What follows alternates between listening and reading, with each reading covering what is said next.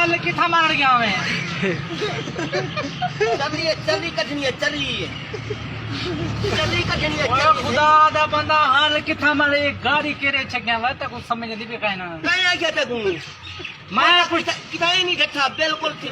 कूड़ मारे ने नहीं बताते ओए बदोई का हाल ओए ड्राइवर मेरे गिच्चे पे गया मुसीबत में हाल किथा मार गया मैं चली कटनी चली कटनी ओए हाल किथा मार गया मैं पता मेरी बस है तेरे ट्रैक्टर के ऊपर से मैं आधा बस चली कटनी पैसे देते नहीं मैं को हाँ पैसे कहने देते गोदा कहने देते कूड़ मारा कावड़ ओए हाल किथा खत्ता में इधर होते हाल हाल हाल हाल किथा मार गया मैं ओए चलते कूड़ा तो चल जा दे ओ गोदा गाल सुन मत वो हकीकत आता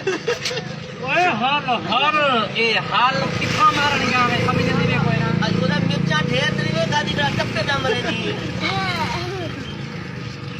जी खत्ता में जी खत्ता में क्यों मैं हाल दा पूछा ना हाल किथा मार गया मैं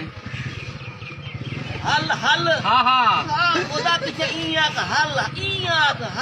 हुन जाखड़ा मारे में तक डटे में ई तक ने मैं तो चिपकी ने ब्लेड में कानी मारिया मैं ई समझे ओए हाल होड़ तेरे था हां गोदे दे पासे केरे गोदे दे पास है पीरू पैसे कितने नहीं जी पैसे कितना ने नाश्ता कितने मिनट मारने हाल जी नाश्ता ना पैसे के नहीं ऊपर का कहने पूछा नहीं समय नहीं है बात